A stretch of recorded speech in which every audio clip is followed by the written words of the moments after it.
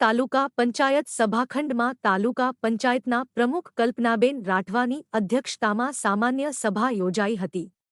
આ સામાન્ય સભાની અંદર લોકસભાના સાંસદ જશુભાઈ રાઠવા, ધારાસભ્ય રાજેન્દ્રસિંહ રાઠવા, તાલુકા વિકાસ અધિકારી, તાલુકા પંચાયતના સદસ્યો, જિલ્લા પંચાયતના સદસ્યો અને વિવિધ વિભાગોના અધિકારીઓ ઉપસ્થિત રહ્યા હતા। આ સામાન્ય સભાની અંદર કુલ 17 જેટલા એજન્ડાઓ ઉપર ચર્ચા કરવામાં આવી હતી અને છોટાઉદેપુર તાલુકામાં વિકાસને લગતા વિવિધ મુદ્દાઓ ઉપર ચર્ચા કરવામાં આવી હતી અને છોટાઉદેપુર તાલુકામાં વિકાસ વધુ કઈ રીતે કરી શકાય તે અંગે પણ ચર્ચા કરવામાં આવી હતી।